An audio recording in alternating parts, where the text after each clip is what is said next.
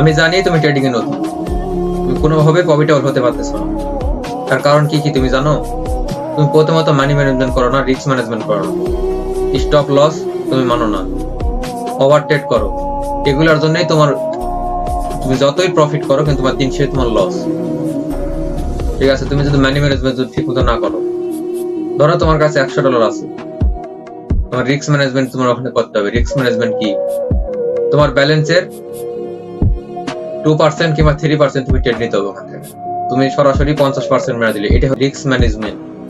তুমি যদি ওখানে $50 এন্ট্রি নিলা, প্রথম এন্ট্রি $100 তোমার ব্যালেন্স, তোমার এক ট্রেড লস হয়ে গেল, তাহলে তোমার এটা কিন্তু রিস্ক ম্যানেজমেন্ট। এক ট্রেড লস হয়ে গেল, তোমার $50 শেষ।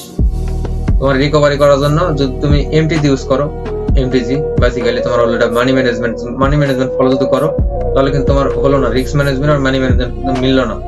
মানি ম্যানেজমেন্ট করলে তোমার ওখানে $100 ট্রেড হবে, তাহলে তোমার লস হয়ে প্রফিট।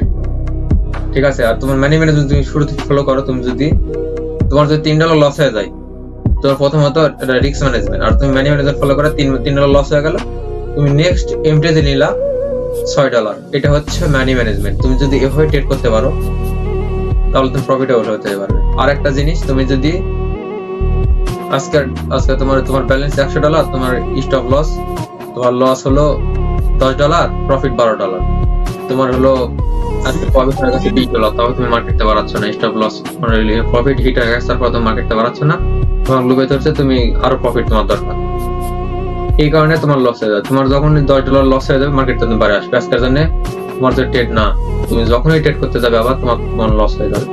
এই জন্য স্টপ লস ফলো করতে হবে, risk management, money management. Over trade করা যাবে না। ওভার ট্রেড কোনটা? তোমার $10 প্রফিট টার্গেট তার বেশি হয়ে গেছে, এটা হচ্ছে ওভার ট্রেড। তোমার $10 লস হয়ে গেছে, তোমার এখন তো মার্কেটে বাড়াতে হবে, মানে মার্কেট তোমার আজকের জন্য তোমার মার্কেট না।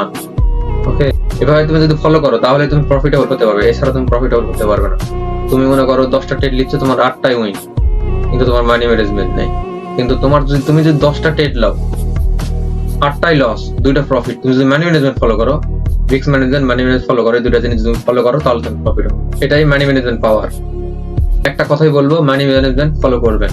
আর প্রথমে নতুন ট্রেডিং এ এসে প্রথমে 1 মাস, 2 মাস, 3 মাস মার্কেটে সময় দেন, তারপরে ট্রেডিং করার চিন্তা ভাবনা করেন। ইউটিউবে প্রচুর ভিডিও আছে, ভিডিও দেখে দেখে শিখেন, বেসিক জিনিস শিখে ট্রেডিং করেন। না হলে যদি সর্বপ্রথম আপনার প্রথম ইনকামের ধান্দা থাকে, তাহলে তোমার লস হয়ে যাবে, হিউজ পরিমাণ মার্কেটে একটা লস হয়ে যাবে। পরবর্তীতে এই লস আর রিকভারি করতে পারবে না। কারণ ট্রেডিং কে বলবা জুয়া। ঠিক আছে, কারণ ট্রেডিং কে বলবা জুয়া, এখানে কোনো কিছু কাজ করে না। তো এগুলা বাদ দিয়ে প্রচুর ভিডিও আছে ইউটিউব, প্রচুর এর ভিডিও দেখবে, দেখা ট্রেডিং শিখবে, তারপরে ইয়ে করবা। সো আমার এটা সাজেস্ট থাকবে, আগে ট্রেডিং শিখো, মানি ম্যানেজমেন্ট ফলো করো, দেন প্রফিট করো।